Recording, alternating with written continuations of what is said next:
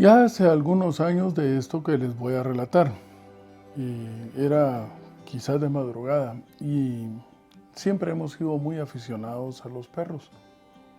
Teníamos un par de mascotas, estaban en el patio, pero una de ellas, pues nosotros en ese momento lo desconocíamos, enfermó. Posteriormente nos dimos cuenta del hígado. Los dolores y las quejas de esta cachorrita fueron tan terribles que recuerdo que llorábamos nosotros a la par esperando que finalmente ella falleciera. Qué terrible experiencia. Pero esta experiencia es todavía muchísimo más dolorosa cuando se trata acerca de un familiar, de alguien muy cercano. Tú siempre escuchas de que la muerte visita a otras familias, pero quizás nunca te ha tocado muy de cerca de manera sorpresiva. Cuán doloroso es, cuán terrible. Esto implica un problema que la ciencia quiere buscarle una solución a través de cómo prolongar la vida. Pero aquellos que hemos encontrado un consuelo y una esperanza en la relación con Dios, parece que ya tenemos resuelto esto. Y esa es la razón por la cual la lección de escuela sabática de esta semana se ha titulado El problema del mal.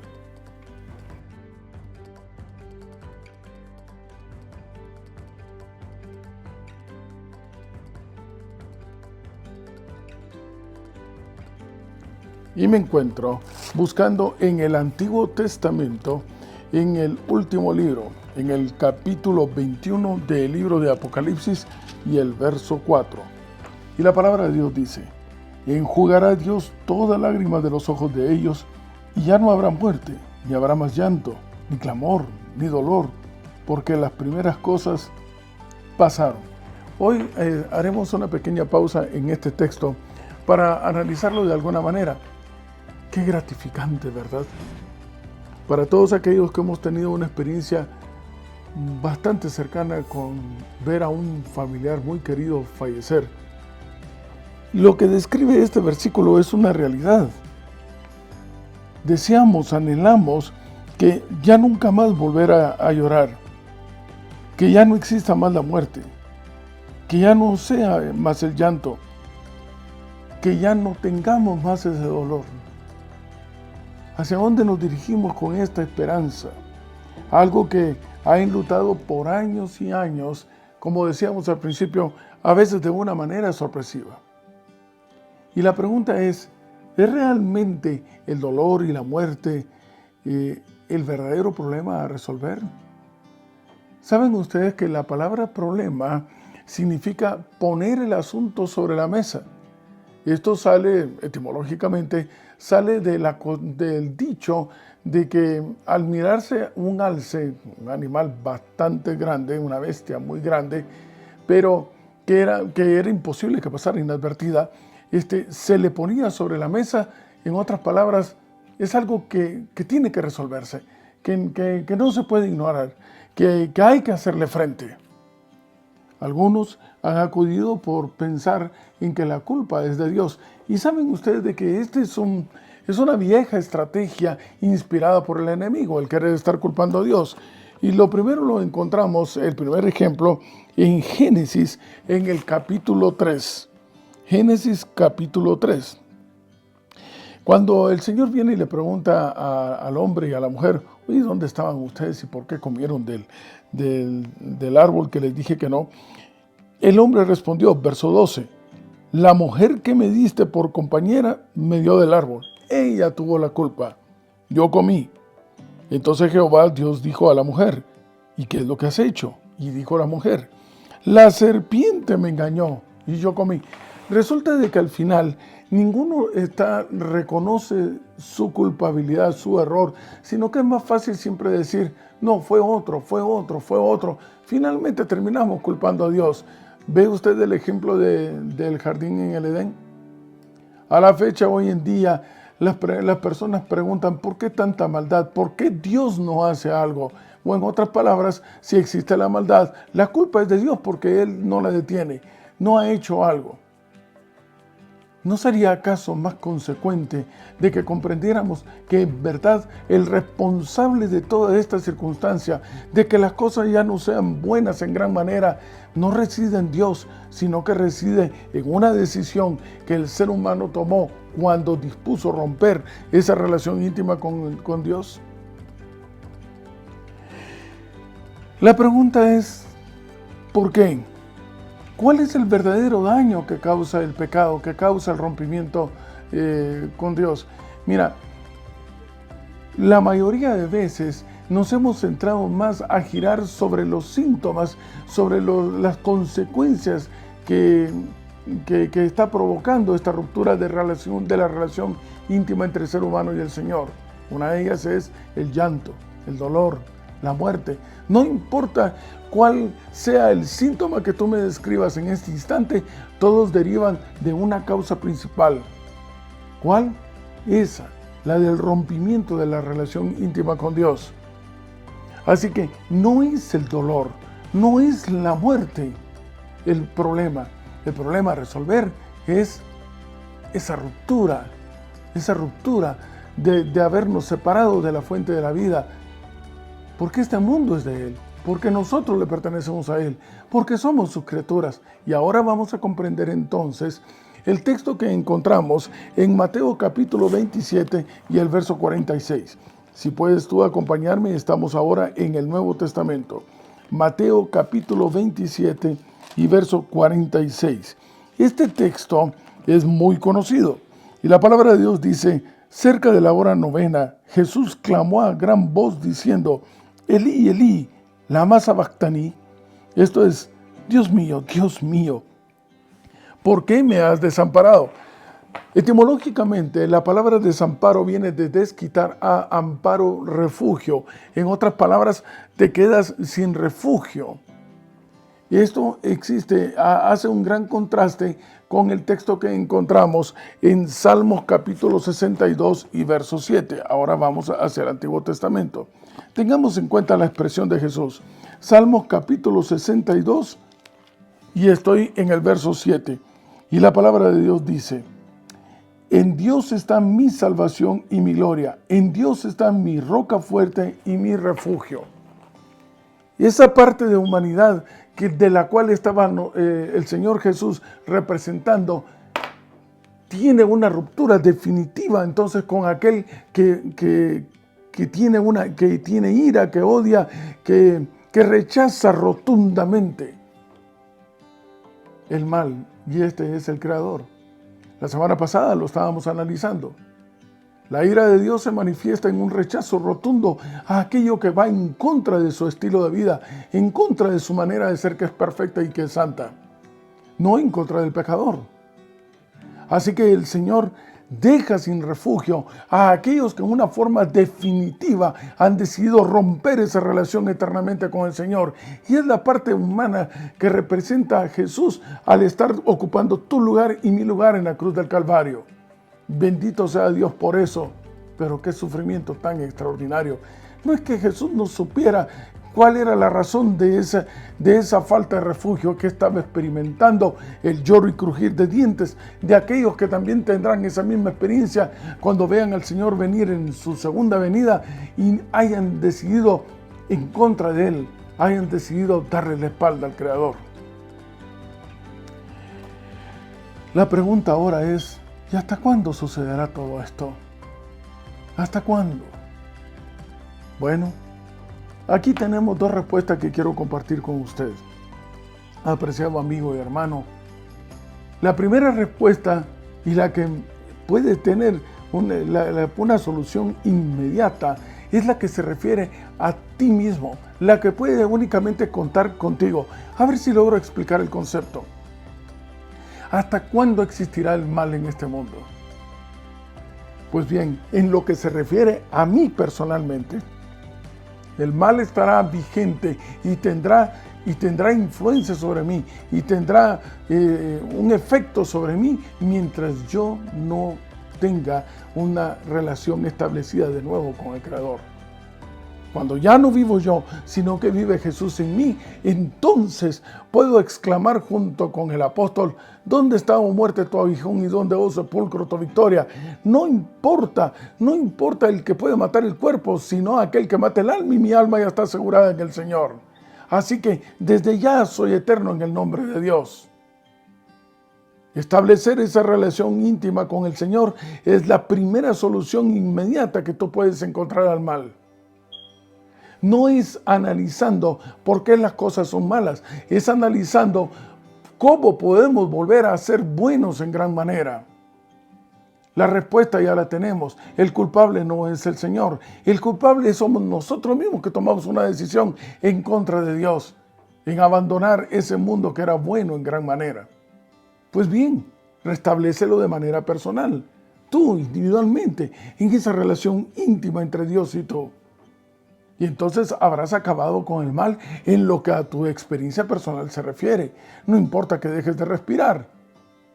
Al fin y al cabo, aunque decía el profeta, aunque mi carne se desprende de mis huesos, yo sé que mi Redentor vive. Él me levantará del polvo de la tierra. Así que el mal ya no tiene efecto sobre mí. ¿Me está siguiendo? Ahora la pregunta siguiente, quizás la que más le interesará a todos, es ¿cuándo se resolverá esto? ¿Cuándo finalmente el mundo volverá a ser bueno en gran manera? Job tenía seguramente, apreciados amigos, muchísimas razones para reclamar. Mira, se quedó sin nada. Olvídate de las posesiones, se quedó incluso sin lo más cercano a su corazón, su propia familia. ¿Tienes tus razones para poder desear profundamente que el mal desaparezca en este mundo? Tenemos nosotros razones profundas y muy auténticas y genuinas para desear que pronto ya no haya más llanto ni dolor y que Jesús venga por segunda vez. ¿O todavía estamos aferrados, a pesar de las calamidades que hay, estamos aferrados a un interés egoísta y personal de seguir fincados en este mundo que no puede ser nuestro hogar? Hace algunos años, recuerdo aquí en nuestro país, en Guatemala, después de dar una conferencia, una señora en la noche se acerca conmigo. Estábamos hablando acerca de que de alguna manera Dios quiere utilizarnos para decir a otros cuán grandes cosas Él está haciendo por nosotros y anunciar a aquel que nos saca de las tinieblas hacia su luz admirable. Esta mujer, acongojada, con el corazón hecho pedazos, se acerca y me dice: lo que usted ha dicho esta noche no es verdad. Estoy sufriendo un dolor inmenso porque simple y sencillamente Nicole falleció. ¿Nicole? Sí, mi hija, apenas 15 días de nacida. ¿Qué mensaje ella podría estarme dando a mí para que yo restablezca o quiera tener una relación íntima con Dios? Si Él tiene la culpa, ¿por qué no le conservó la vida? A lo que recuerdo que en mi corazón salió la siguiente respuesta: señora, ¿amas tú todavía a Nicole, tu hija? Claro que sí, y la amo con toda el alma. ¿Te gustaría volverla a ver? ¿Es eso posible? Pues por supuesto que sí. Entonces, déjame decirte que Nicole cumplió su objetivo. Cumplió el objetivo porque por el amor que ella te logró inspirar durante 9 meses en tu vientre, ha permitido entonces que tú puedas averiguar, investigar, indagar cuál es la única opción que te puede permitir volverte a encontrar con ella. Y esa opción, ese puente, lleva el nombre de Jesús. Y me dijo aquella señora: ¿en serio? O sea, usted me está diciendo que restableciendo yo una relación íntima con el Señor, que dejándole entrar en mi corazón, es la única posibilidad que yo pueda volver a ver a mi hija. Sí, así es. Será un privilegio de los ángeles llevar a sus hijos en sus brazos a las madres aquellas que lo han perdido.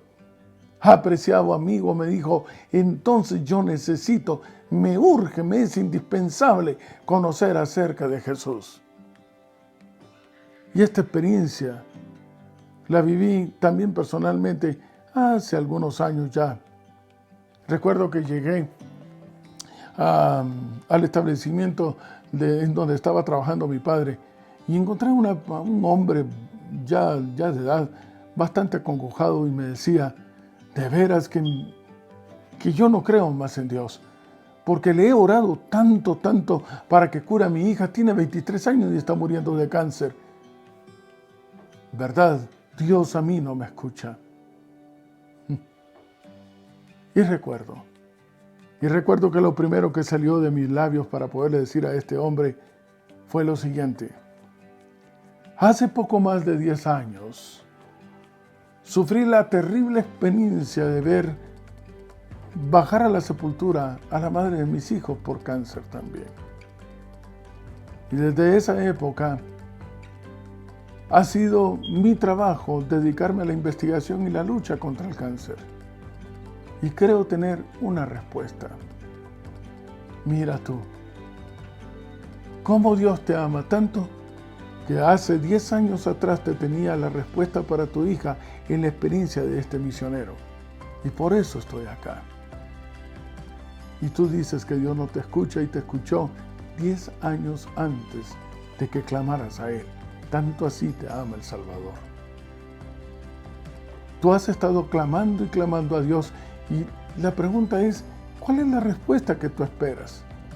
¿Una respuesta que venga en la forma y la figura que tú deseas? ¿O es una respuesta que siempre la has tenido enfrente pero que nunca la has querido ver? Porque no viene como tú deseas. El verdadero problema, apreciados amigos y hermanos del mal, no son las consecuencias que hoy nos hacen vivir menos años, o tener fuertes dolores, o sufrir los achaques de un mundo que hemos echado a perder.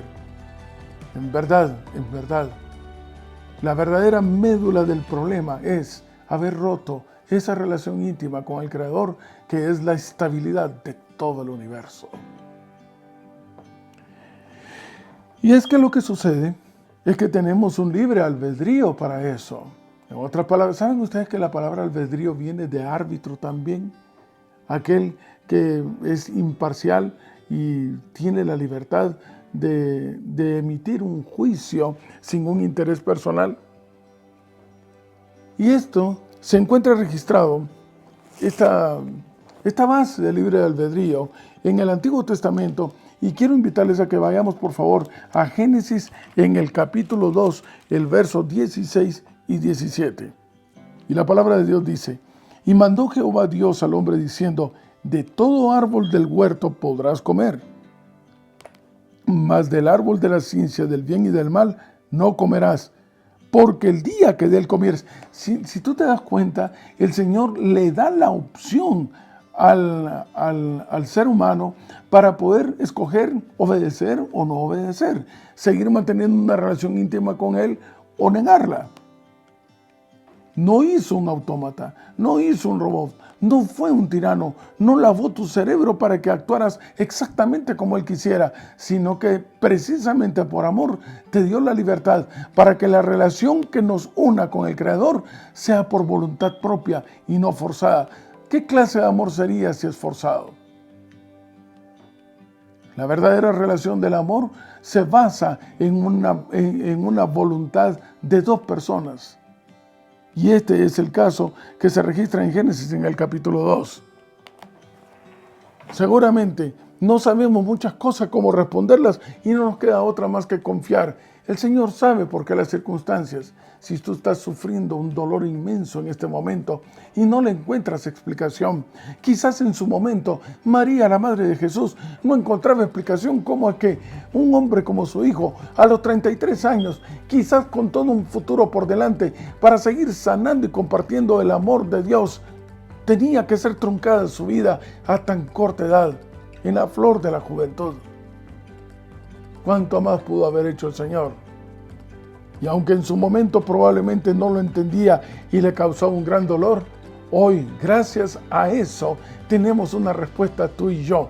Gracias a ese acontecimiento tan doloroso, tenemos una respuesta y una esperanza segura de eternidad, tú y yo. Bendito y alabado sea el nombre del Señor. no se entendió en aquella época, lo entendemos ahora. Quizás muchas cosas no se entienden ahora mismo.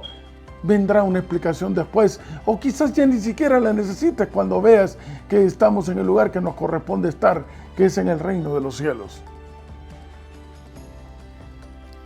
La palabra de Dios permite de que tomemos una decisión. ¿Sabes tú que el vocablo decisión viene del latín decidere, que significa dar un giro de 180 grados? De ahí entonces la base de un verso que es muy conocido y que se encuentra en el libro de Proverbios en el capítulo 22 y el verso 6. Y la palabra de Dios dice en ese texto: instruye al niño en su carrera, que aun cuando fuese viejo no se apartará de él. Toma nota. No dice no se apartará de ella, sino que dice que no se apartará de él. ¿Qué no es lo que no se apartará del niño? La instrucción que tú le des. El niño podrá apartarse de esa instrucción, pero la instrucción no se apartará de él. En otras palabras, hasta el último segundo de su vida, él tendrá presente la instrucción que tú le diste de tener una relación íntima con el Creador, de cuál es la ruta que le trazaste para que llegase a la eternidad. Esa instrucción no se apartará de él, pero es la decisión en determinado momento de cada uno de seguir en pos de Cristo o darle la espalda al Señor.